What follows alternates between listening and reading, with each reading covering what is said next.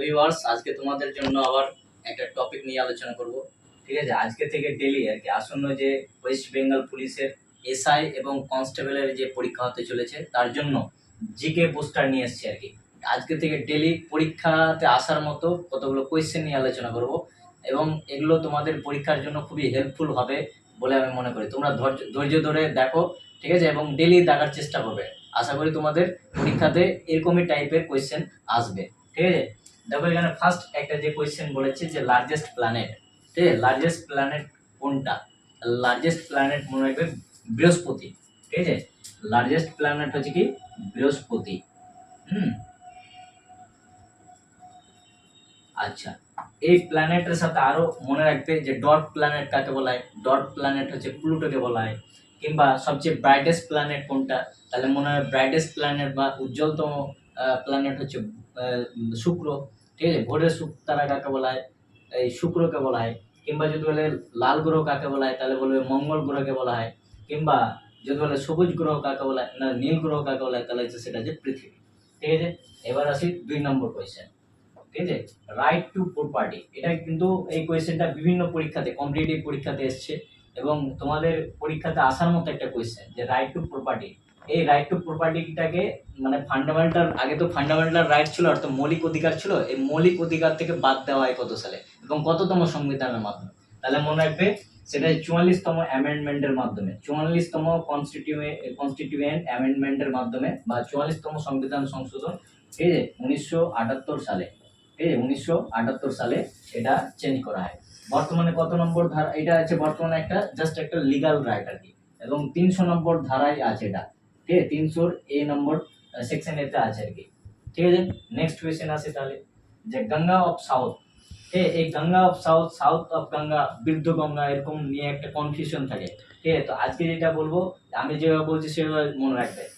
Ganga of south যদি থাকে তাহলে সেটা হবে কাবেরী। সেটা হচ্ছে কি কাবেরী। ঠিক আছে, কাবেরী, অর্থাৎ কাবেরী নদীটাকে কি বলা হয়? গঙ্গা অফ সাউথ বলা হয়। এই কাবেরী নদীর তীরে কিন্তু কি দেখা যায়? পাখির পায়ের মতো বদ্বীপ দেখা যায়। সরি, ওটা কৃষ্ণা নদীর তীরে। আচ্ছা, নেক্সট কোয়েশ্চেন আছে কি ফার্স্ট ফিমেল জাজ। দেখো ফার্স্ট ফিমেল জাজ অফ সুপ্রিম কোর্ট আর কি, সুপ্রিম কোর্টের ফার্স্ট ফিমেল জাজ কে ছিল? ঠিক আছে, এটা খুবই ইম্পর্টেন্ট কারণ এই রিসেন্ট টাইম আর কি যে জাজ ছিল উনি মারা গেছেন। ঠিক আছে, কেরালা বাড়ি আর কি, ওনার কেরল বাড়ি ছিল। তার নাম হচ্ছে কি ফাতিমা বিবি। ঠিক আছে, তার নাম হচ্ছে কি ফাতিমা বিবি। ফাতিমা বিবি, হ্যাঁ, কেরল বাড়ি। আচ্ছা, জিএসটি অ্যাক্ট, এই জিএসটি রিলেটেড কোয়েশ্চেন এসে থাকে। জিএসটি অ্যাক্ট হচ্ছে কত মনে রাখবে? 101তম অ্যাক্ট। এই 101তম অ্যাক্ট। এবং যদি বলে কততম অ্যামেন্ডমেন্ট বিল, তাহলে মনে রাখবে 121তম অ্যামেন্ডমেন্ট বিল। ঠিক আছে, বিল যদি বলে তাহলে 121তম বিল, যদি অ্যাক্ট বলে তাহলে 101তম অ্যামেন্ডমেন্ট অ্যাক্ট। কত সালে চালু হয়েছিল? 2017 সালের 1 জুলাই এটা চালু হয়েছিল। ঠিক আছে, এই কারণে জিএসটি ডে হচ্ছে 1 জুলাই। ঠিক আছে, যদি বলে জিএসটি কাউন্সিলের হেডকে মনে হয় ফিনান্স মিনিস্টার, অর্থাৎ অর্থমন্ত্রী যিনি থাকেন উনি থাকেন কি জিএসটি কাউন্সিলের হেড। এই জিএসটি কাউন্সিলে কারা কারা থাকে? মনে রাখবে যে সব রাজ্যের অর্থমন্ত্রী থাকে আর কি, এবং সেন্ট্রাল যে ফিনান্স মিনিস্টার উনি থাকেন আর কি। নেক্সট কোয়েশ্চেন, ইউরোপিয়ান, ঠিক আছে, ইউনিয়নের হেডকোয়ার্টার কি? ইউরোপিয়ান ইউনিয়নের হেডকোয়ার্টার হচ্ছে কি? ঠিক আছে, ব্রাসেলস। ঠিক আছে, ব্রাসেলস মনে রাখবে, ব্রাসেলস, ইউরোপিয়ান। ঠিক আছে, ইউরোপিয়ান ইউনিয়নের হেডকোয়ার্টার হচ্ছে ব্রাসেলস। আচ্ছা, রিনিউয়েবল এনার্জি অর্থাৎ পুনর্নবীনকরণ শক্তি কোনগুলো আর কি? ঠিক আছে, মানে যেগুলো শক্তিকে বারবার ইউজ করা যায় সেটা হচ্ছে কি পুনর্নবীনকরণ শক্তি আর কি। তাহলে এগুলো কি? যেমন হচ্ছে কি মনে রাখবে বায়ু শক্তি। ঠিক আছে, বায়ু শক্তি, তারপরে যে তাপ শক্তি। ঠিক আছে, ন্যাচারাল যেগুলো জিনিস যেমন যেমন যে সৌরশক্তি, সৌর লাইটকে, সৌর লাইট আর কি, সৌর বিদ্যুৎ উৎপন্ন করছে, সৌর লাইটকে ইউজ করে আর কি। তাহলে এগুলো হচ্ছে কি রিনিউয়েবল এনার্জি। তাহলে এরকম কোয়েশ্চেন দিবে কোনটা রিনিউয়েবল এনার্জি না? যেমন হচ্ছে কি পেট্রোল, পেট্রোল কিন্তু রিনিউয়েবল এনার্জি না। নেক্সট কোয়েশ্চেন হচ্ছে কি বলছে সেকেন্ড হাইস্ট সিভিলিয়ান অ্যাওয়ার্ড কোনটা? আমরা তো সেকেন্ড মানে সবচেয়ে হাইস্ট সিভিলিয়ান অ্যাওয়ার্ড জানি যে ভারতরত্ন। তাহলে সেকেন্ড হাইস্ট সিভিলিয়ান অ্যাওয়ার্ড কোনটা? তাহলে মনে রাখবে সেটা হচ্ছে পরমবীর চক্র। ঠিক একইভাবে যদি বলে সবচেয়ে গ্যালান্ট্রি অ্যাওয়ার্ড কোনটা, হ্যাঁ, সবচেয়ে হাইস্ট গ্যালান্ট্রি অ্যাওয়ার্ড কোনটা, তাহলে কি মনে রাখবে? তখন হচ্ছে অশোক চক্র। ঠিক আছে, আচ্ছা নেক্সট, সরি, আচ্ছা সরি একটু ভুল বললাম আমি। Highest civilian second civilian award হচ্ছে কি পদ্মবিভূষণ আর কি, পদ্মবিভূষণ। আর যদি বলে সিভিল গ্যালান্ট্রি অ্যাওয়ার্ড কোনটা, তাহলে পরমবীর চক্র। ঠিক, নেক্সট তারপর হচ্ছে ফার্স্ট মুসলিম প্রেসিডেন্ট কে ছিল? ঠিক, ফার্স্ট মুসলিম প্রেসিডেন্ট কে ছিলেন? বদরুদ্দিন তৈয়বজি ছিলেন।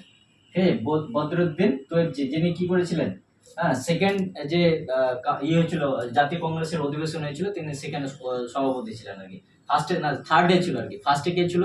উমেশচন্দ্র বন্দ্যোপাধ্যায়। সেকেন্ড যেটা অধিবেশন হয়েছিল দাদাভাই নওরোজি। তারপরে হচ্ছে বদরুদ্দিন তৈয়বজি। ঠিক আছে, আচ্ছা। তারপরে হচ্ছে কি সুন্দরবন।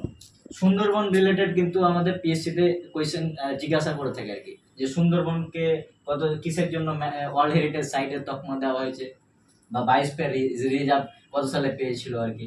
তো এখানে যেটা কোয়েশ্চেন আসতে পারে এরকম, যে সুন্দরবন যে ডেল্টাটা আছে সেটা কোন কোন নদীর তীরে গড়ে উঠেছে? তার মানে মনে রাখবে গঙ্গা আর ব্রহ্মপুত্র। ঠিক আছে, ওকে। নেক্সট কোয়েশ্চেন যেটা দেখবো সেটা হচ্ছে রুদ্রপ্রয়াগ। অর্থাৎ এই যে বিভিন্ন নদী মিলিত হয়ে যে একটা প্রবাহ তৈরি করছে, সেটা কি বলবো, যে রুদ্রপ্রয়াগে কোন কোন নদী মিলিত হয়েছে? তো মনে রাখবে এই হচ্ছে আলকানন্দা এবং এই যে আলকানন্দা এবং মন্দাকিনী। আলকানন্দা এবং মন্দাকিনী। ঠিক আছে, আলকানন্দা এবং সরি এটা আছে এই রুদ্রপ্রয়াগ আছে ভাগীরথী এবং মন্দাকিনী। ভাগীরথী এবং মন্দাকিনী। ভাগীরথী এবং মন্দাকিনী মনে রাখবে, মন্দাকিনী। নেক্সট ফরওয়ার্ড ব্লক কত সালে প্রতিষ্ঠিত হয়েছিল? ফরওয়ার্ড ব্লক হচ্ছে 1939 সালে প্রতিষ্ঠিত হয়েছিল।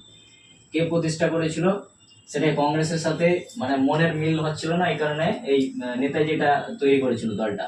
ঠিক আছে, নেতাজি সুভাষচন্দ্র বোস। আচ্ছা, তারপরে হচ্ছে কি ভারত মাতা। ভারত মাতা পত্রিকার সম্পাদক কে ছিল? মনে রাখবে অজিত সিং, ভগৎ সিং এর কাকা। ঠিক আছে, অজিত সিং, ভগৎ সিং এর কাকা অজিত সিং এই ভারত মাতা পত্রিকার সম্পাদক ছিল। একটা বই, ফেমাস বই, যেটা নয় যে প্লেইং ইট মাই ওয়ে, এটা হচ্ছে কি রাইটার সচিন টেন্ডুলকার।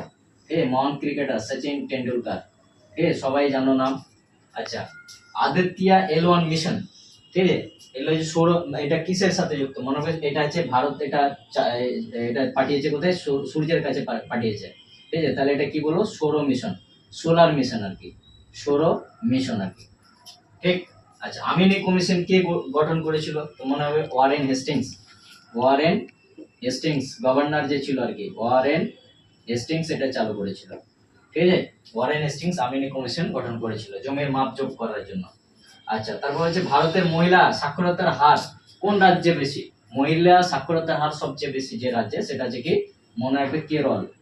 কেরলে সবচেয়ে বেশি, এবং সবচেয়ে যদি বলে কম তাহলে মনে রাখবে রাজস্থানে। রাজস্থানে সবচেয়ে কম। আচ্ছা, বর্তমান ভারত এই বইটা কে লিখেছে? মনে হবে স্বামী বিবেকানন্দ। স্বামী বিবেকানন্দজি লিখেছিলেন, বিবেকানন্দজি লিখেছিলেন এটা। ঠিক আছে, নেক্সট ফার্স্ট ক্লাসিক্যাল এই ভাষা মানে ফার্স্ট ক্লাসিক্যাল ল্যাঙ্গুয়েজের তকমা, ভাষার তকমা পেয়েছিল কোনটা? তো মনে রাখবে সেটা হচ্ছে তামিল। ঠিক আছে, তামিল পেয়েছিল এটা। তামিল ভাষা ফার্স্ট ক্লাসিক্যাল ল্যাঙ্গুয়েজের তকমা পেয়েছে। সিভিল ডিসঅবিডিয়েন্স অর্থাৎ আইন অমান্য আন্দোলন গান্ধীজি চালু করেছিলেন কত সালে? মনে রাখবে ঠিক আছে 1930 সালের কতই বলছে 12ই মার্চ, এবং এটা শেষ হয়েছিল কত সালে? 6 এপ্রিলে শেষ হয়েছিল। ঠিক আছে, তো আশা করি তোমাদের যে কোয়েশ্চেন গুলো বললাম সেগুলো একদম এক্সাম ওরিয়েন্টেড এবং এক্সামে আসার মতোই কোয়েশ্চেন। তোমরা স্কিপ করবে না কেউ। ঠিক আছে, বারবার রিপিট করে দেখবে, এগুলো ব্রেনে সেট হয়ে যাবে। আজকের ভিডিওটি ভালো লাগলে ঠিক আছে লাইক করে দিবে। Thank you.